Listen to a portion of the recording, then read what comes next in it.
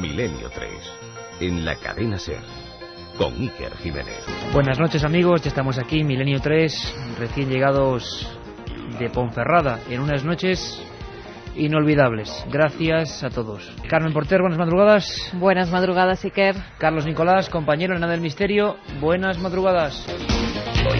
Hoy empezamos con fuerza, empezamos con este mítico Revolution de quién si no, Eugenio y Michel Jarre, porque os aviso, avisados quedáis. 7640 para las opiniones, sorteamos un libro importante, 7640, ya veréis cómo iba a ser más importante que nunca, porque el programa que vamos a emitir hoy, os lo avisa vuestro amigo Iker Jiménez, es bastante duro, bastante duro según el lugar donde os encontréis. Y es que escuchar a personas que hablan en lenguas extrañas, escuchar trozos de exorcismos de la Iglesia Católica, como ya hicimos en su día, presenciándolos nosotros, pero ahora con muestras de xenoglosia o glosolalia, lenguas extrañas en vivo, a estas horas de la noche, a veces uno, amigos, no sabe si decir lo siento.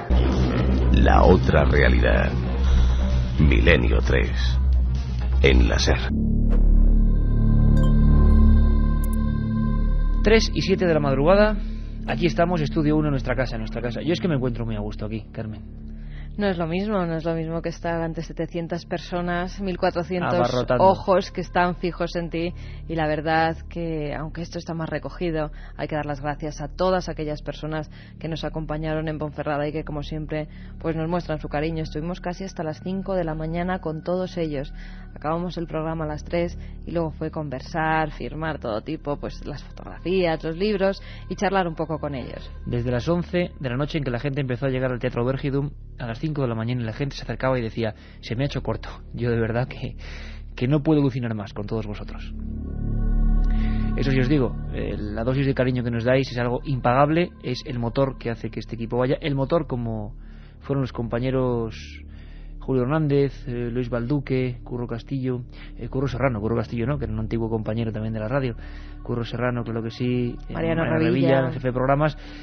Y agradecer a toda la gente que estuvo allí también de la SER, ¿no? A Daniel Gabela y también muy especialmente al Ayuntamiento de Ponferrada y a todo un monstruo de las ondas que nos dejó, pues de verdad, le mandamos un abrazo de emisora a emisora a don Luis del Olmo, porque con nosotros se portó muy bien. Ahí estaba el hombre, en primera fila, en el programa, en mitad del teatro, y subiendo para decir que era uno más de los milenarios. Y uno sabe que tiene, bueno, mucha gente detrás, pero nunca se imaginaría a Luis, ¿no? Así que gracias, y de verdad, visitad si podéis Ponferrada y visitad ese museo de la radio, que es espectacular. Que lo hemos pasado muy bien, vamos, que no podemos disimularlo un ápice, que ha sido increíble, que vayamos donde vayamos, ahí estáis, y que vamos a escuchar algunos mensajes, Carmen, porque sabemos que desgraciadamente, como siempre pasa, y que hay que hacer algo y no sabemos qué, mucha gente se ha quedado fuera, gente que había cogido plazas, gente que había cogido billetes, gente que había llegado allí. A pesar de eso, pudieron habilitarse espacios y entró gente sin entradas. Yo creo que en los viajes de Milenio hay que ir como sea, que yo creo que nadie se va a quedar fuera si está ahí en el lugar. Pero bueno, tú empezabas tu libro Enigmas de la Iglesia, de Misterios de la Iglesia. Hoy cómo estoy yo, Carmen, hoy. Y es que lo de Ponferrada me ha dejado tocado. Misterios de la Iglesia, claro que sí. Editorial EDAF, con un espacio sobre los exorcismos reales o lo que motivó la historia del exorcista. Voy a daros tiempo, amigos, voy a daros tiempo. Porque si estáis en una carretera, mejor, más vale que lleguéis pronto a casa. Si estáis en la cama, bueno, lo de apagar el receptor nunca, desde luego. Pero va a haber cosas bastante duras, cosas que impresionan. La gente que sea muy sensible, bajarlo un poquito, sí. Por eso mismo sorteamos ese libro hoy, ¿no? 3 ejemplares, Carmen. 3 ejemplares entre todos aquellos que nos manden mensajes al 7640, palabra clave milenio, espacio y lo que vosotros queráis. 7640, palabra clave milenio, espacio y lo que queráis. 3 libros de Misterios de la Iglesia, editado por EDAF. Vamos rápidamente, antes de meternos en el meollo terrorífico esta noche. Ya sabéis, a veces historia, a veces arqueología, a veces criminología, a veces asombro, a veces miedo.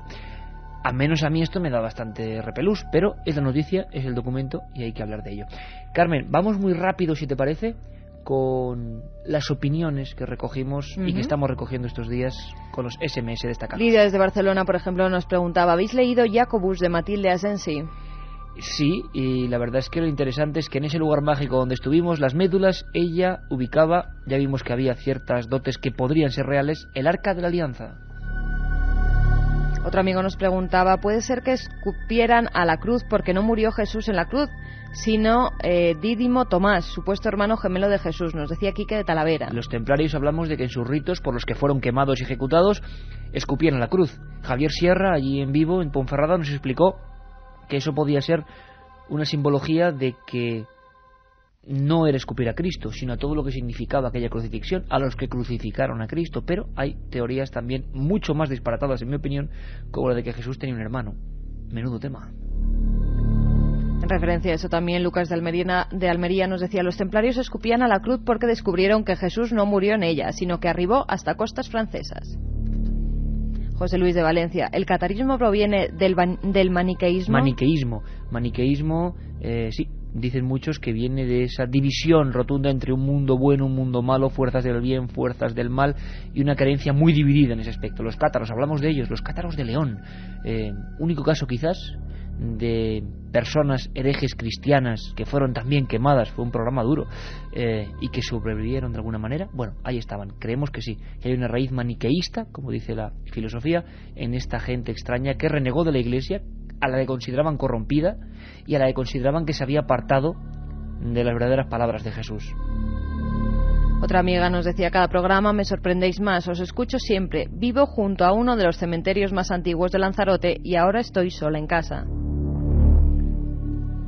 También Óscar de Bilbao, ¿qué libro recomendáis para saber más sobre los caballeros templarios? Vamos muy rápido porque sabéis que los libros son básicos en nuestro programa. Yo recomendaría, por supuesto, el de los dos invitados que estuvieron, magníficos, Mariano Fernández Urresti, Los templarios y la palabra perdida, Los templarios y la palabra perdida, tomad buena nota, de EDAF.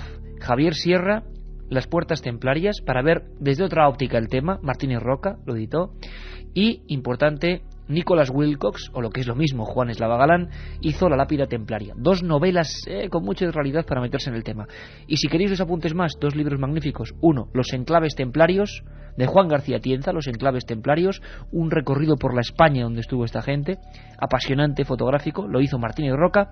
Y por último, Los templarios y otros enigmas medievales, de Eslava Galán, editado por Planeta. Yo creo que es un buen repóquer.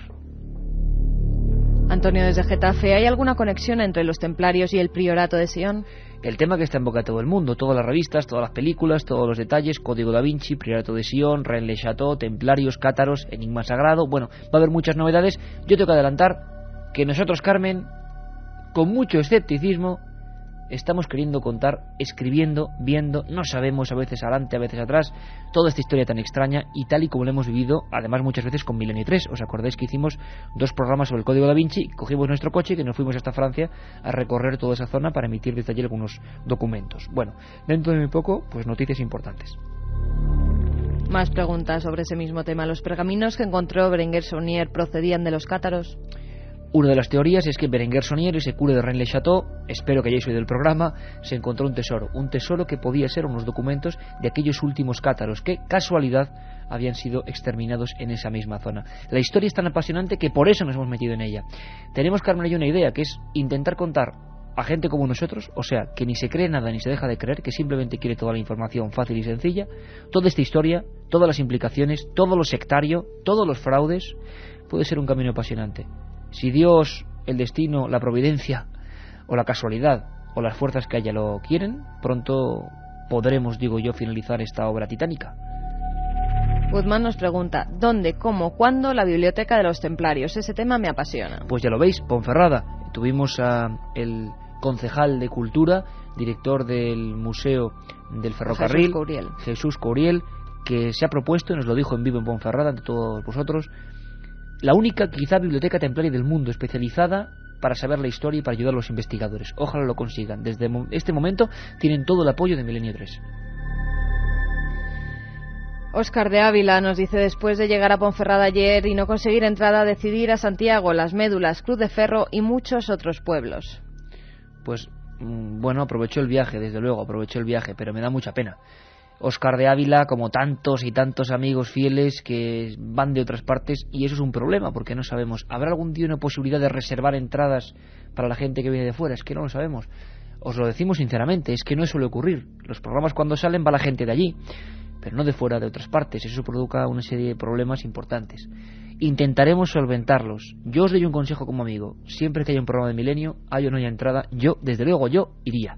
Y luego estoy seguro que de alguna manera, mejor o peor, podrían ver ese espectáculo que yo creo que siempre es inolvidable. Para nosotros y ojalá para vosotros. Óscar, ánimo.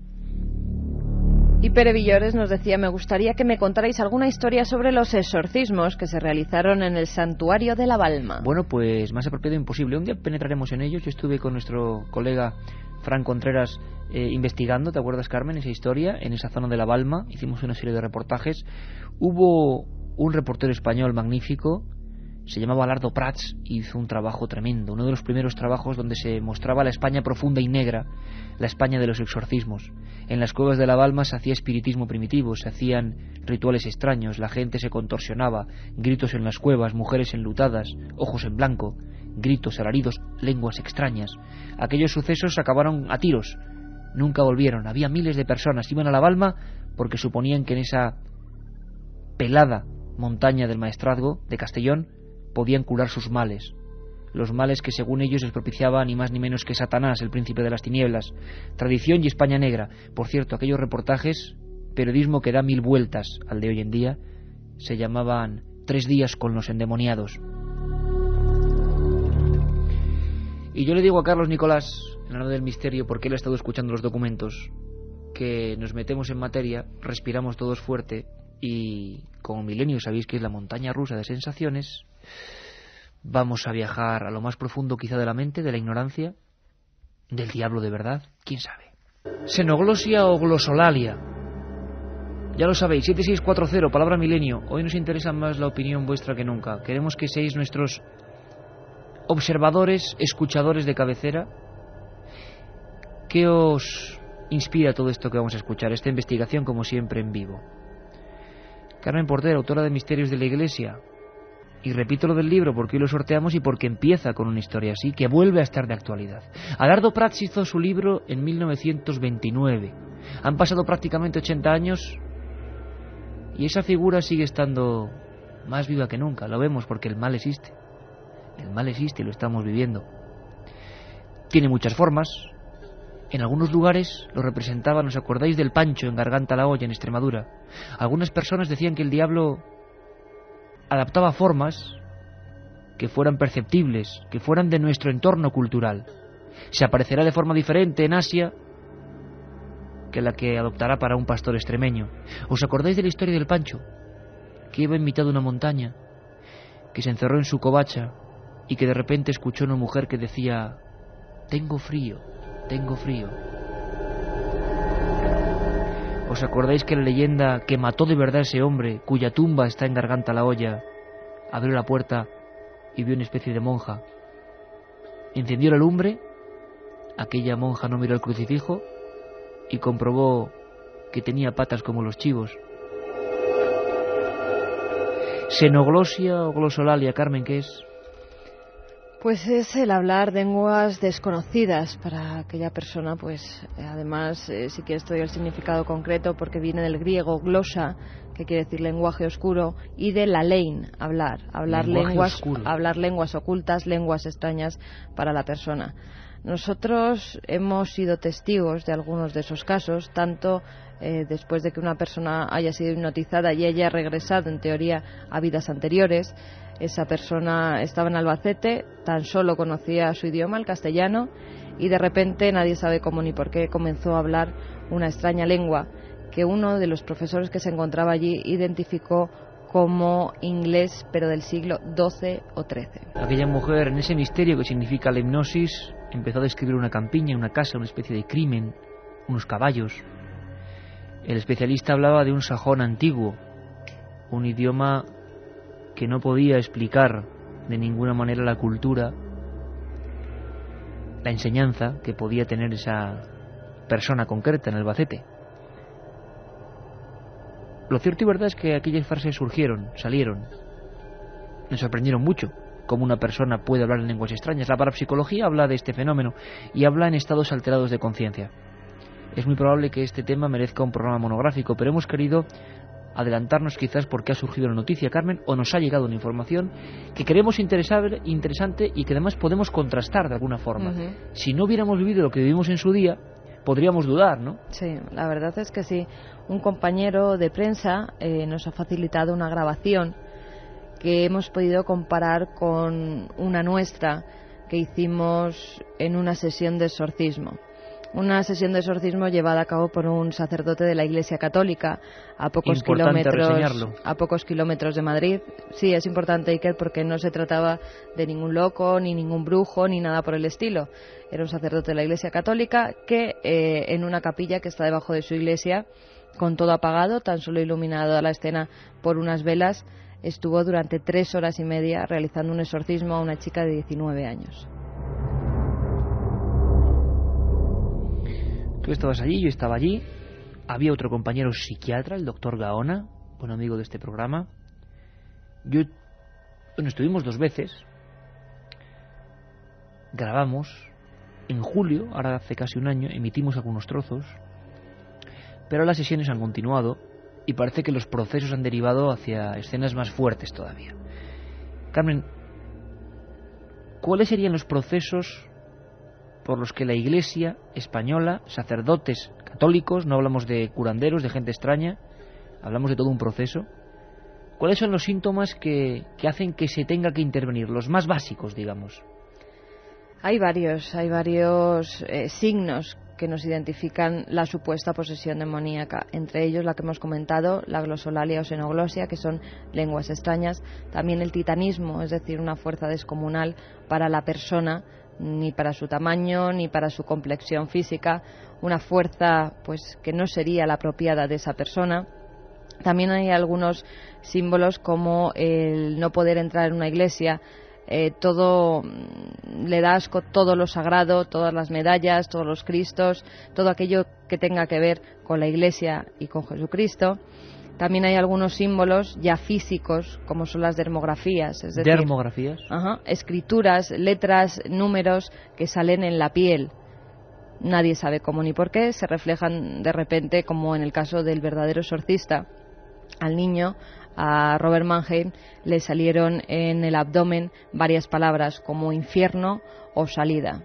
En la piel de aquel niño, delante de los sacerdotes que motivaron este caso perfectamente conocido, aparecieron unas palabras, como unas ampollas que formaban letras. Imaginaos la escena, amigos. Exit, salida, y hell, infierno. Para que nos ambientemos un poco, Carmen, aunque más ambientado es imposible, porque estábamos allí, repetimos, estos procesos de exorcismo por parte de la Iglesia han continuado. Se habría llegado a la última fase, que es la xenoglosia.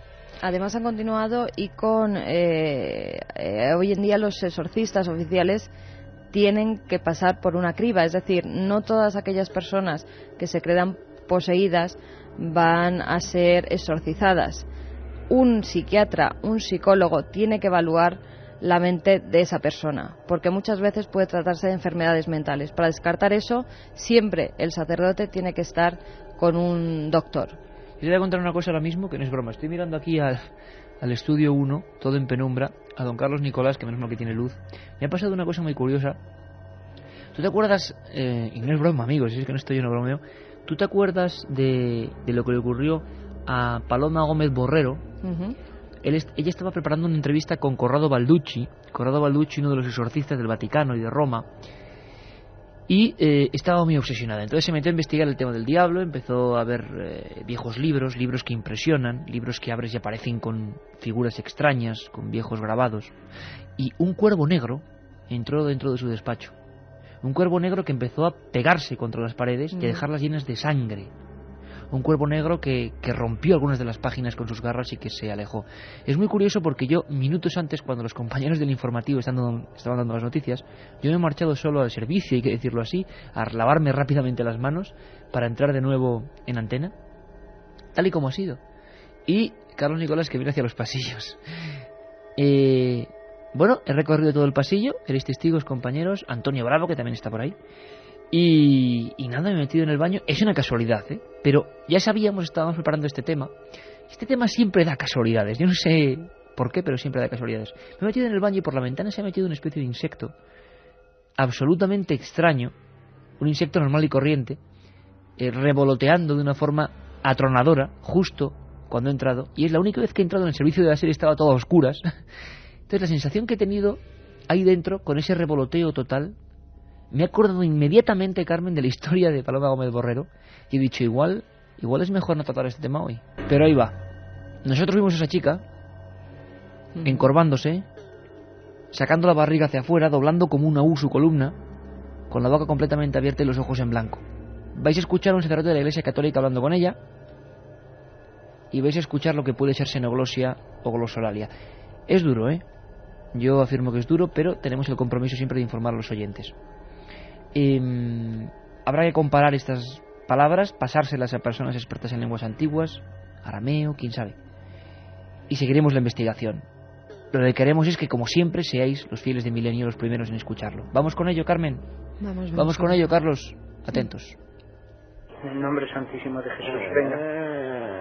Reza la salve. Reza la salve. En el nombre de Jesús, reza la salve. En el nombre de Jesús, reza la salve.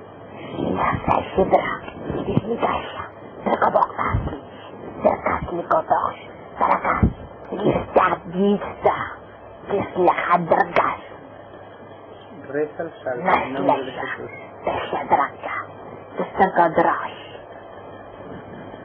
En el nombre santísimo de Jesús, reza la salve.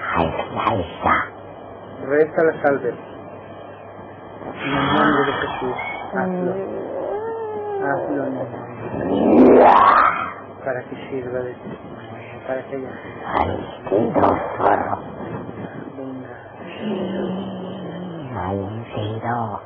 No lo puedes evitar. No lo puedes evitar. Venga. Hasta nuestro querido amigo y maestro en la técnica Antonio Bravo se ha venido del estudio que estaba ahí grabando, porque claro, es que estamos muy pocos ahora en la radio y esto impacta, esto impacta. Estamos ahí Carlos, Antonio, Carmen y yo, y a pesar de que uno ha visto cosas, hay ciertos fenómenos que, claro, van a la genética. Yo creo que van a la genética. Así como Cristo, cuando hablábamos de Cristo, generaba buenas sensaciones, lo hicimos con todo el respeto, da igual las creencias que uno tenga, la imagen de Cristo la tenemos también en la genética, querámoslo o no, y entonces nos inspira ciertas cosas. Puede ser compasión, admiración, fascinación, pero cuando hablamos del príncipe de las tinieblas, cuando hablamos de esta figura que siempre ha estado ahí, que siempre adopta formas, que quizá no sea una forma, sino sea un sentimiento, cuando alguien cree estar endemoniado, pues claro, podemos creerlo o no, pero os aseguro que nadie puede quedar indiferente, porque está en eso, en la genética, en el código más profundo que todo ser humano lleva dentro. Y si pones esta canción de Evangelis, todavía te lo imaginas peor. ¿Qué dicen los oyentes? 7640, Carmen. Pues en ese 7640 nos están llegando mensajes como Roberto de Granada. Mañana tengo un examen de matemáticas, pero después de lo escuchado no sé si podré dormir. Estoy con la sábana al cuello y la luz encendida. Soy vigilante de un cementerio y hasta ahora nunca había tenido miedo. Creo que voy a dejar este trabajo. Nos lo decía Valeriano desde Cáceres. Oye, que Milenio no deja ni en el paro, desde luego. Aunque yo he avisado. Y quien avisa no es traidor. Y sabéis que Milenio, así como el viernes estábamos con todo el mundo con la historia, a veces se meten otros temas. Y hay otros temas que están ahí en la órbita de lo prohibido. Y claro, hemos dicho que estos temas pueden herir la sensibilidad. Yo me quedaba... Quiero saber, 7640 Palabra Milenio, ¿qué opináis de la grabación en sí? De las palabras locura, demencia, ¿realmente puede haber raíces de una palabra o de una lengua extraña? ¿Esto puede ocurrir? ¿De verdad puede alguien estar endemoniado? ¿Es una psicosis? ¿Es una invención? Solo os puedo decir, y eso depende del crédito que nos deis como periodistas, a Carmen y a mí, que hemos estado en una de esas sesiones, no en esta en concreto, esta grabación, pero sí en otras. Fue impresionante. Yo os digo que bajé a esa capilla, había una gran cruz, el sacerdote con una sotana, toda a oscuras, la Biblia en las manos, y lo primero que me encuentro es un alarido tremendo como el que hemos escuchado. Yo di un salto, di un auténtico salto, y esa chica con los ojos completamente en blanco, y con la misma expresión que yo recuerdo en Regan, la niña de la película de Peter Blatty y de William Friedkin, El exorcista. Parsifal desde Alcañiz, Teruel, nos dice: me ha parecido entender malnacido. Hay algunas palabras que sí que se entienden en español, como... Escalofrío que me ha dado. Sí, malnacido, incluso yo creo que dice en un momento dado zorro o algo así. zorro, malnacido. Palabras siempre malsonantes contra el cura, ¿no? Que Otro será... amigo nos dice, soy Eduardo de Alicante, yo tengo una prima que sufrió un exorcismo, estaba poseída por una bruja de la Edad Media. Uf. Claro, es que entramos en lo ancestral y yo quiero que se me entienda, y sé que soy absolutamente pesado, pero quiero que se sepa que ni la cadena SER, ni Milenio, ni los periodistas opinan de estos temas, los exponen, con documentos absolutamente exclusivos para que vosotros opinéis. Milenio no se queda fuera, entra en el misterio, lo investiga, como hacía Lardo Prats con los endemoniados, y lo expone, como hacían aquellas revistas antiguas, y luego cada uno piensa. Nosotros, yo no sé con qué quedarme, probablemente pienso en que el cerebro es un mapa muy extraño, un mapa con áreas oscuras, áreas ignoradas, que ese mal o ese bien lo llevamos dentro, que podemos potenciarlo o minimizarlo. Me costaría creer mucho que ese demonio, si es que es algo y existe, iba con esas capas negras, con esas patas de cabra, como dicen en un pueblecito de Cuenca, persigue a los viandantes hasta que estos cierran la puerta y le oyen rascar. Bueno, esas leyendas en el fondo hablan del mal. Cuando escuchamos algo sentimos que ese mal está ahí. Pero puede ser la ignorancia, puede ser la incultura. ¿Se está haciendo bien con este exorcismo? ¿No estaría mejor esta chica con un psiquiatra? ¿O acaso el psiquiatra no puede comprenderla porque uno en lo más profundo cree que está endemoniado? El problema es terrible. Xenoglosia y glosolalia, otros hablan de esto. En Milenio lo escucháis. Alex desde Granada nos dice, totalmente increíble, tengo los pelos de punta, nunca mejor dicho, la realidad supera la ficción. Y por eso, Pura Realidad, Documentos 7640, sorteamos esos 3 libros que hablan de la verdadera historia del exorcista. Hay que decir que tu libro, Misterios de la Iglesia, Carmen, mucha gente no puede leer el primer capítulo. Me lo han dicho, sí, me lo han dicho, porque está en la historia de Robin Mannheim. Yo no sé por qué me viene una imagen. Y además también, Iker, comento algunos otros exorcismos que se llevaron a cabo en España, algunos totalmente increíbles, como el de Zaragoza, donde una niña literalmente salió volando por encima de unos bancos en la iglesia. Antes de la Guerra Civil en Zaragoza, el exorcista era el padre Francisco de Paula Solá. Casos que están ahí, casos que nos hacen dudar, casos que en pleno siglo XXI, en el 2004, en la era de las comunicaciones, nos indican que hay algo más. Me ha dejado muy impresionado ese mensaje. Mi hermana tuvo un exorcismo, estaba poseída por una bruja del medievo. ¿Quién sabe que se mueven estas cosas? Sabemos que muchos exorcismos, como en el Albaicín, como en el caso de Almansa, acabaron con muerte. Se ha matado más en nombre del Dios Salvador para quitar a alguien el demonio del cuerpo que al revés. Hay que tener mucho cuidado con todo esto. Yo creo que el demonio tendrá muchas cosas que hacer antes que meterse en cuerpos de personas. Creerse endemoniado es como creerse maldecido. Solo existe, creo yo, en quien lo cree. Pero hay gente que lo cree, y el fenómeno social está ahí. Y los micros de la SER tienen que estar ahí. Hay una segunda parte, ¿no, Carmen? Hay una segunda parte donde se escuchan también unos gritos terribles, porque son casi animalescos, que es otra de las características que tienen los endemoniados. Ajá, y me gustaría que profundizaras en eso. O sea, que se transforma la voz. Efectivamente. Cuando es una mujer puede ser el hombre. Es más, y en animal. Lo que hemos oído, hay algunos que son gruñidos, literalmente. A mí lo que más me asusta, sí. Parecen gruñidos, y luego pasa... Dice Carlos Nicolás que también, que está y luego pálido. pasa directamente a los gritos, unos gritos incontrolados y terribles, histéricos en determinados casos. Lo escuchamos, era el sacerdote con la Biblia en las manos, aunque aparte de la Biblia se suele utilizar el Rituale Romanum, ¿no? Lo más lógico es que se utilice el Rituale Romanum, que es el texto que desde siempre ha utilizado la Iglesia para ir en contra de los demonios, porque hay pues varias frases que hacen que justamente vaya en contra de lo que es el mal. Hace que salga el demonio, sal demonio, que es como en la película del exorcista, aquello que recitan los sacerdotes, ese es el Rituale Romanum. Incluso... y es el que deben utilizar todos los sacerdotes que estén facultados por el obispo, porque tienen que tener el permiso del obispo de cada comunidad, de cada diócesis, y con ese texto es con el que la Iglesia, incluso el Papa, ha realizado exorcismos. 2 parece, ¿no? Juan Pablo II. 3. Madre mía, Carmen, yo no sé cómo te metes en estos temas porque es, de verdad, espeluznante, es espeluznante. Tienes incluso en la biblioteca algunos rituales romanum quemados, sí. Y en algunos se especifican los supuestos diálogos que tendría que haber entre un exorcista y lo que debería responder alguien que puede ser una persona de muy bajo nivel cultural si fuese de verdad el demonio. Y es que a veces ocurría, sin saber latín se respondía en perfecto latín. Yo quiero contaros una historia muy brevemente, una de esas historias que a mí también me ha marcado. El 20 de noviembre de 1999, no, del año 2000, era 20 de noviembre del año 2000, yo me dirigí a Barcelona para entrevistar al último exorcista español oficial, que solo trabajaba como exorcista, y que se llamaba Pedro Suñer. Recuerdo que se reponía la película El exorcista con el metraje completo, y recuerdo que me quedé helado cuando antes de ir a esa entrevista me enteré por la prensa que en el cine Urgell, nunca lo voy a olvidar, un anciano había aparecido muerto en la butaca al ver los títulos de crédito al acabar de ver la película. Le había fallado el corazón ante las nuevas imágenes de esa película del año 74, El exorcista. Me impresionó mucho porque estaba intentando entrevistar con una gestión de mucho tiempo a ese último exorcista. No voy a reproducir aquí la entrevista. En su día metimos algunos cortes el verano pasado.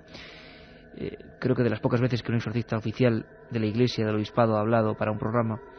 Y lo que más me impresionó es la pregunta que le hice, la respuesta a esa pregunta, que era cuál era el caso que a él más le había impresionado. Me habló de los años 70 y de una barriada muy popular de Barcelona, un nivel sociocultural muy bajo, y una niña de 9 años, si no recuerdo mal, que decían que estaba poseída por el demonio.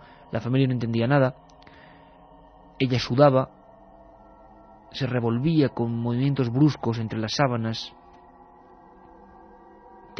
Se le habían caído algunos dientes, era una cosa muy curiosa, tenía los dientes como troceados, se reía constantemente. Y el padre Solá sí tuvo miedo en aquella ocasión, porque empezó a hablar en latín, en un latín perfecto, durante más de 7 minutos. Vamos a escuchar ese siguiente documento, Carmen, si te parece, que es otro elemento, digo yo, de esa enfermedad mental.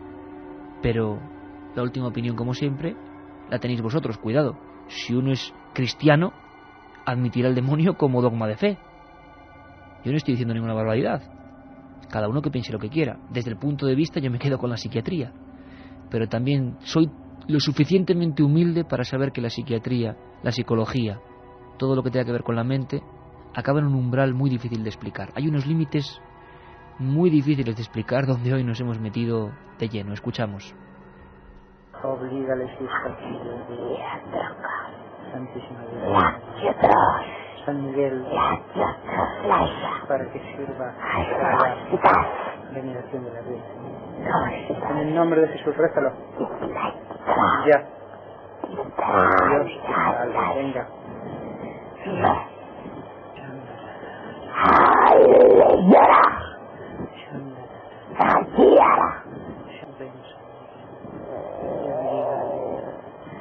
Por la veneración de la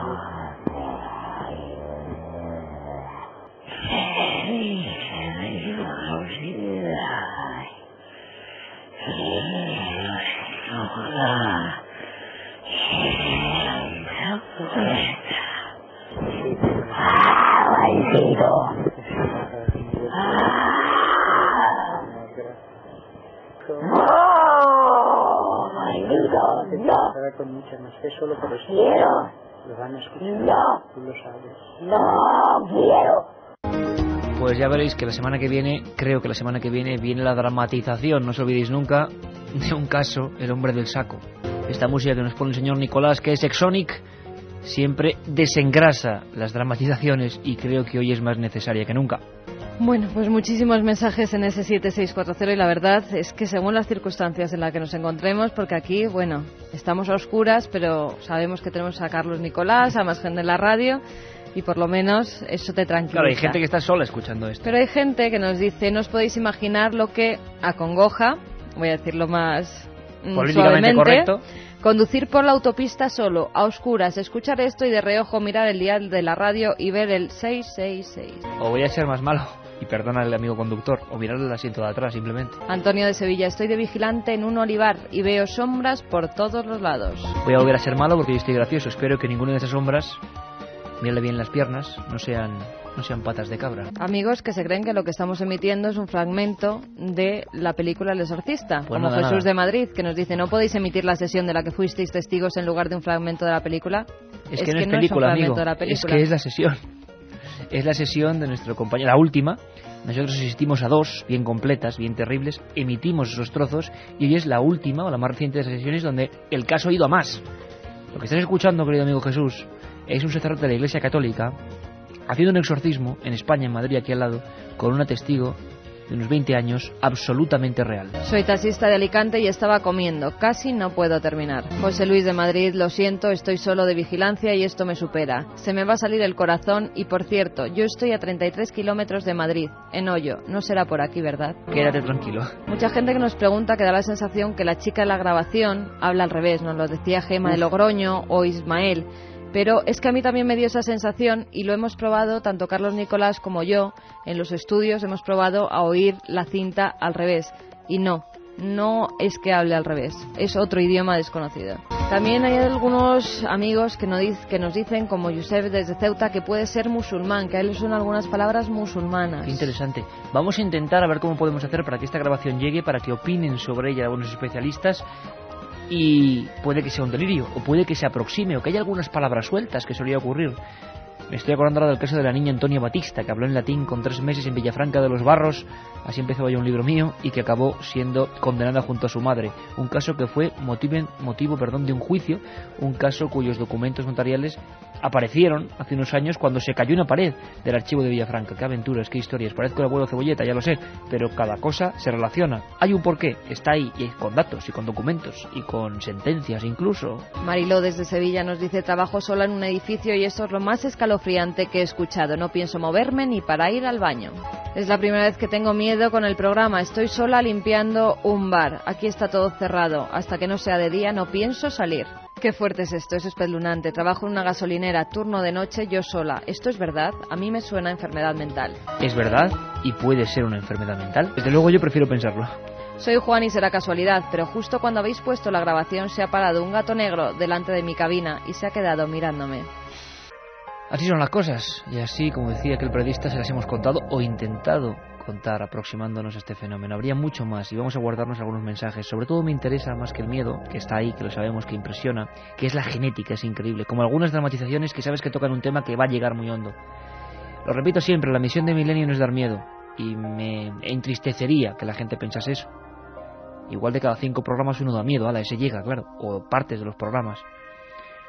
Es un carrusel de emociones, siempre lo hemos dicho. Como aquí hay carrusel de fútbol, con los compañeros Paco y Pepe, también, por supuesto, hay carrusel de emociones, de misterios. ¿Te parece que nos calmemos un poco y conectemos con el sótano de Milenio? Pues sí, vamos a dejar ya los exorcismos de lado, que ya han sido bastantes Seguiremos con emociones. el tema, Seguiremos con el tema. Han sido emociones muy fuertes. Pero es que vemos que hay mucha gente que está muy afectada en sitios y documentos no impresionantes que pueden hacerlo pasar mal a la gente. Habrá un especial exorcismos, lo hubo en verano, seguiremos con esa historia, os recordaremos la historia de esa gente en España que sigue y que encomendó su vida dentro de la Iglesia a combatir al supuesto demonio. Bueno, lo contaremos, es nuestra misión de periodistas. Como es la misión de Santi Camacho de informador, informar sobre las conspiraciones. Esto da tanto miedo como el demonio, ¿eh? Lo que viene ahora da tanto miedo con el demonio si lo pensamos bien. Santi siempre está, ya lo sabéis, se baja unas escaleras, habitáculo de piedra. Nos va a hablar de armas de destrucción masiva, uno de los temas que están de moda, pero otras muy diferentes. ¿Recordáis que un día nos habló de sonidos que podían matar? Ahora nos habla de una historia que, como siempre, todos los gobiernos, los estados, los organismos militares responden con esa frase siempre tan característica: negamos todo conocimiento. La órbita de la conspiración parece digna también de mentes extrañas, de mentes deformes, pero siempre tenemos ahí nuestro corresponsal en el mundo del oculto y especial. Santiago Camacho, tu turno. La definición tradicional que circunscribía las armas de destrucción masiva a las químicas, biológicas y nucleares es algo superado. En la actualidad existen tecnologías en diversas fases de desarrollo que pronto revolucionarán los conflictos bélicos tal y como los conocemos en la actualidad, introduciendo en el diccionario del terror vocablos como la bomba de rayos gamma. En la actualidad, los científicos militares estadounidenses se encuentran en las últimas fases del desarrollo de una espectacular arma que mata a través de la liberación de una gigantesca descarga de rayos gamma de alta energía. Esta nueva bomba, que tiene la ventaja de que, como la bomba de neutrones, produce una cantidad de contaminación muy baja en la zona donde se ha empleado, facilitando su potencial ocupación o colonización posterior, desdibuja lo que sería el límite entre las armas nucleares y las convencionales, y según diversos expertos en armamento consultados, podría suponer el inicio de una nueva carrera armamentística entre los Estados Unidos y otras naciones, que no desean quedarse atrás. El pasado mes de mayo, el Congreso estadounidense dio su aprobación a un ambicioso plan de investigación, 6.300 millones de dólares, sobre armas nucleares tácticas, en especial las bombas antibúnker, diseñadas para destruir refugios subterráneos profundamente enterrados bajo cientos de metros de hormigón. También se ha priorizado el desarrollo y fabricación de las llamadas mininuques, pequeños artefactos nucleares con cabezas de menos de 5 kilotones. El sueño de los militares que siempre han buscado justificar el empleo de armas nucleares en el campo de batalla en lugar de tenerlas como simple reserva disuasiva. Por desgracia, y dentro de sus posibilidades, China, Rusia y otras potencias con capacidad nuclear no parece que vayan a quedarse atrás en estos desarrollos, y ya se rumorea la existencia de proyectos similares en diversas partes del mundo. Sin ir más lejos, el gasto militar ruso aumentó un 33% en el pasado año y parece que se va a multiplicar por una cifra similar en este.